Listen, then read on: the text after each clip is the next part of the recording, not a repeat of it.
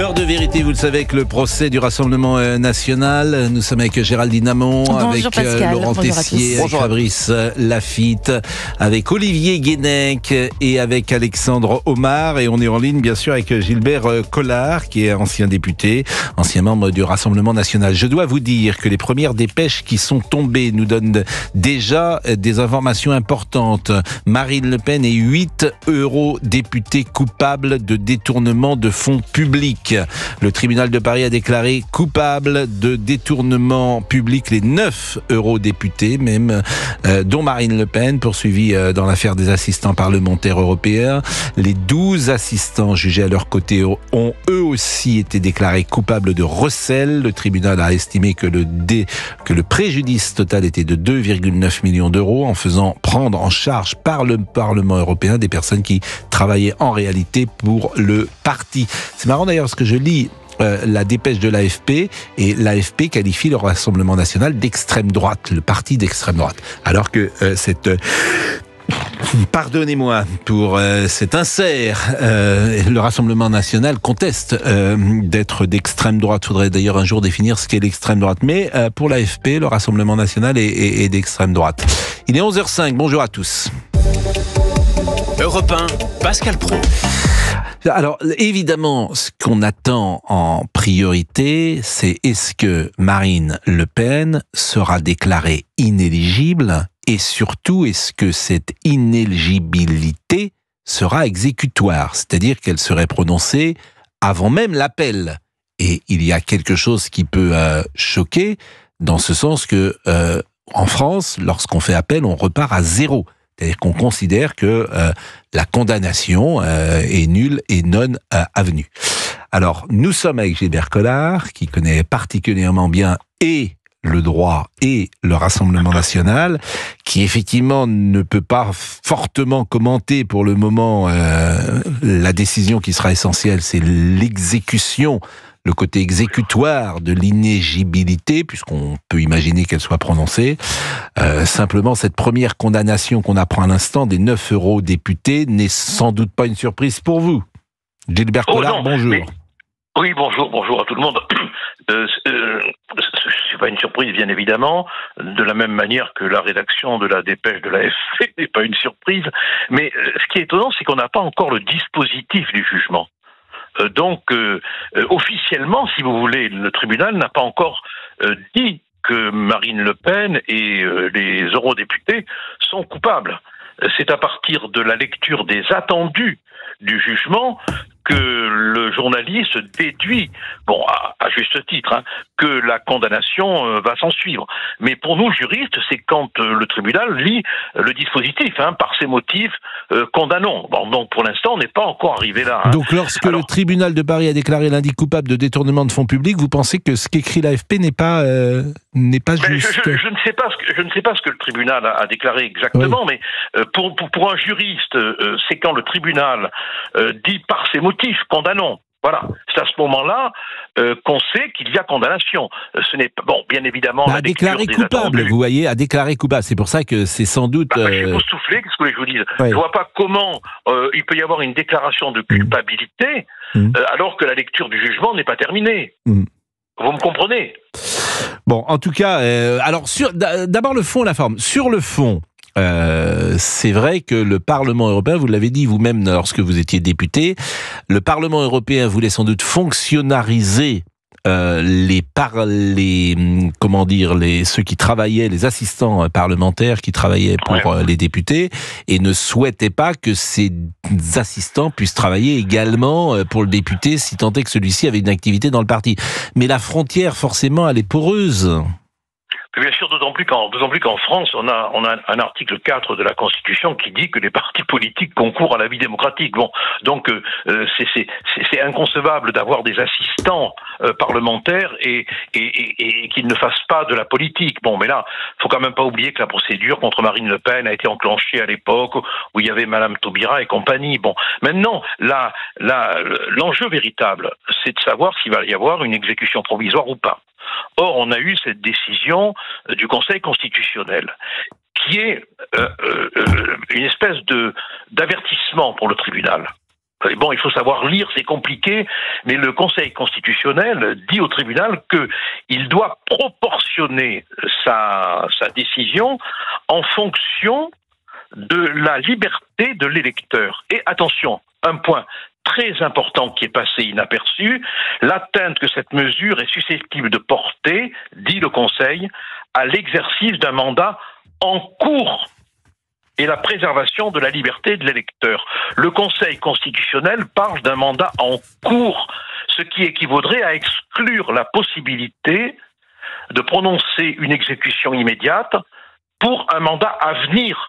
Car à ce moment-là, pour le coup, la liberté de l'électeur serait entravée. Il y a donc c'est donc une décision qui n'a pas fini d'amener des commentaires et des recours. Alors ce détail, oui, cette phrase, elle est passée inaperçue, mais vraiment, je vous invite à vous y reporter l'exercice d'un mandat en cours. Alors, ce qui est amusant, c'est que, je suis évidemment pas juriste comme vous, c'est que cette décision du Conseil constitutionnel, elle a été commentée tout le week-end, et j'observais que tout le monde n'était pas d'accord sur... personne n'est d'accord. Voilà, ouais. Ça m'a frappé. J'ai vu le papier de Noël Lenoir, vous l'avez sans doute lu hier dans le journal du dimanche. Et j'ai vu des interprétations très différentes. Moi, vous allez me dire si je me trompe ou pas. J'ai retenu que le Conseil constitutionnel a retenu 3 conditions pour qu'une exécution provisoire soit prononcée. La première, c'est réitération de l'infraction. Et là, c'est pas le cas. Il n'y aurait pas réitération de l'infraction. Il y a contact avec les témoins. Alors, je sais pas ce que ça signifie, contact avec les témoins. Marine Le Pen, est-ce qu'elle contacterait des témoins qui puissent justifier que l'exécution provisoire soit prononcée? Et puis, il y a trouble à l'ordre public. Ce sont les 3 choses que j'ai retenues. Je ne sais pas si vous êtes d'accord ou pas avec moi, ou si ça doit être modéré ou nuancé. Non, en général, et la réitération de l'infraction, bien sûr, vous l'avez évoqué, bon, c'est impossible puisqu'elle n'est plus député européen. Bon, non, il n'y a aucun des critères exigés par la loi ne sont évidemment réunis. Mais d'autant plus que le Conseil constitutionnel vient quand même de rappeler aux juges qu'il ne doit pas méconnaître le droit d'éligibilité garanti par l'article 6. Le Conseil constitutionnel prend la peine de rappeler aux juges qu'il y a une frontière qu'il ne doit pas quand même dépasser. Or, le juge fera ce qu'il veut, parce que bon, s'ils ont envie de dépasser la frontière, là pour le coup, la frontière ils la franchiront, Bon, mais le mal sera fait. De toute façon, c'est irréparable une exécution provisoire, C'est irréparable, parce que même s'il y a un appel, et même si l'appel dans 1 an ou 2 ans dit que les premiers juges se sont trompés, le vol judiciaire d'élection, je dis bien, le vol judiciaire d'élection aura été commis par un tribunal. Bon, vous êtes avec nous, Gilbert Collard. On va pouvoir écouter également un auditeur qui peut donner son avis. Je rappelle que Madame Le Pen est créditée dans un sondage IFOP de 37% des intentions de vote au premier tour. Pour ceux qui s'intéressent comme nous à l'élection présidentielle depuis toujours, c'est sans doute un des scores les plus hauts sur un premier tour. Je pense que le général de Gaulle en 65 avait fait plus haut. François Mitterrand en 74 avait fait également plus haut, mais il était le candidat unique de la gauche et du programme commun. Je crois qu'il avait fait 48 ou 47. Il avait failli quasiment passer au premier tour. Et puis après, pour vous donner un ordre d'idée, Nicolas Sarkozy a fait 31 ou 32 en 2007 et François Mitterrand avait fait 34 en 1988. Et on a coutume de dire qu'au-delà de 30-31, on est quasiment élu président de la République. Madame Le Pen sort à 37. Alors c'est à 2 ans des élections, c'est encore pas tous les candidats, il y a beaucoup de choses qui peuvent changer, mais quand même, c'est une indication. Il est 11h13 à toute qui réfléchit comme nous à ce que sera tout à l'heure la décision du tribunal correctionnel de Paris. Nous sommes avec Lucie peut-être. Bonjour Lucie. Ludo du Gard. Bonjour Ludo. Oui. Bonjour Ludo, vous habitez dans le Gard. C'est ça. Bon, est-ce que vous êtes un électeur du Rassemblement national ? Personnellement, oui. D'accord. Est-ce que vous êtes inquiet, donc peut-être de la décision qui peut tomber tout à l'heure ? Bien sûr, je suis inquiet pour plusieurs raisons, que ce soit des raisons, bien sûr, parce que je vote Rassemblement national, mais aussi pour des raisons au niveau de la justice, parce que par rapport au dossier, de ce que j'ai pu voir bien sûr et de ce que j'ai pu entendre, le dossier est vide, et donc si Marine Le Pen elle est jugée et malheureusement elle s'est confirmée, je vais me dire c'est le dossier est vide. En gros, tout le monde peut être demain accusé de n'importe quoi et on peut tous finir en prison pour rien. Alors je demande à Gilbert Collard d'abord, est-ce que vous diriez, Gilbert, que le dossier est vide ? Ah oui, complètement. Le dossier est complètement vide parce qu'il est construit sur la base d'une interprétation du travail que doit faire l'attaché parlementaire. D'abord, je rappelle quand même, c'est pas innocent, que tout a été déclenché sous l'ère Taubira, par Madame Taubira et par la structure socialiste du Parlement européen.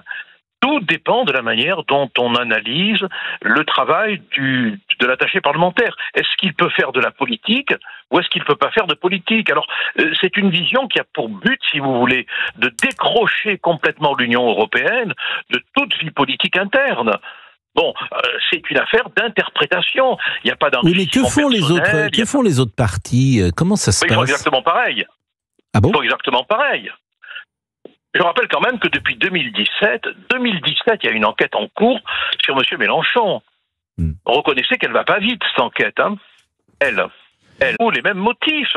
Les assistants parlementaires ont une activité qui n'est pas strictement, structurellement, obsessionnellement européenne. Elle dérive sur l'activité de fonctionnement du parti politique et de la vie politique française.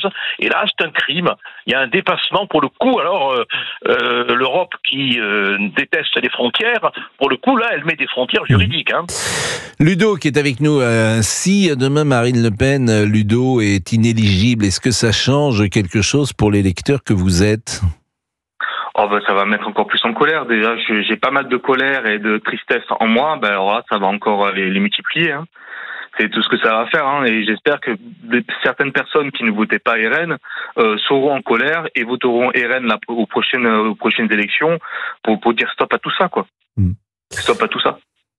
Alors on est, et là Gilbert Collard peut avoir peut-être une réflexion plus profonde, on est dans une séquence morale qui a commencé je ne sais quand, parce que c'est aussi le législateur qui a mis en place certaines choses de ce type et qui, après l'affaire Cahuzac notamment, a voulu une forme de moralisation de la vie politique française. Et cette moralisation, on voit aujourd'hui qu'elle a des effets secondaires qui sont particulièrement nocifs, peut-être. Oui, il faudrait relire le bouquin d'Anatole France, Les dieux ont soif, hein, sur la Révolution française. Hein. Les parlementaires font du cannibalisme, quoi. Ils se donnent à bouffer à la justice, quoi. Tout est la faute du Parlement. Tout est la faute du législateur qui a délégué des pouvoirs considérables. Moi, j'ai voté contre, hein, je le signale quand même, hein, ces dispositions, toujours au nom d'un droit pénal classique. Parce qu'il faut que la peine existe, il faut que le justiciable ait une présomption d'innocence respectée, il faut que le juge reste éloigné de la politique et qu'il y ait une séparation totale des pouvoirs. Moi, j'étais même allé jusqu'à demander qu'on interdise aux magistrats d'avoir des fonctions dans les ministères. Bon, ma proposition a été rejetée, évidemment, comme d'habitude. Hein. Bon, mais c'est la faute du législateur. Notamment sous le règne de M. Hollande, qui, pour se décahuzaquer, a fait voter toutes sortes de textes qui mettent les hommes politiques et les citoyens en général complètement sous l'autorité d'une justice qui, elle, est irresponsable. Alors, ce qui est intéressant de voir, et on le disait tout à l'heure dans l'émission, c'est que la conséquence de ça, c'est que ceux qui ont de la qualité ne feront plus de politique. Parce qu'il y a trop de coups à prendre et parfois aussi trop de conséquences. Et je faisais un parallèle qui est tout à fait étonnant. Lorsqu'on fait de la politique à gauche, souvent, la fonction politique qu'on aura grâce à la politique sera plus haute que celle qu'on aurait eue dans la vie civile. Et lorsqu'on fait de la politique à droite, eh bien, la fonction politique qu'on aura n'est pas forcément plus haute que celle qu'on aurait eue dans la vie civile. Par exemple, l'avocat que vous êtes, si vous faisiez aujourd'hui, si vous avez 30 ans ou 40 ans, alors je crois que c'est compatible d'être avocat et homme politique. On peut garder... Oui, on peut. Ouais. Bon. Il y a des réserves, mais on peut. Voilà, oui. bon.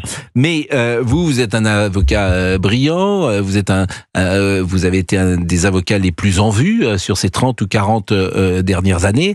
Bah, c'est vrai que votre carrière personnelle, par exemple en termes financiers, qui est un indicateur comme un autre, hein, bien sûr, mais qui est important dans une carrière professionnelle, eh bien, vous ne vous êtes pas enrichi avec la politique. Ah non, mais là, on a les chiffres qui sont officiels. Hein. Moi, j'ai perdu énormément d'argent en entrant en politique par rapport à ce que je gagnais comme avocat. Et je comprends aujourd'hui que des hommes ou des femmes qui ont des activités rémunératrices ou intellectuellement passionnantes n'aient pas envie de faire de la politique, qui est devenu un grand merdier. Hein.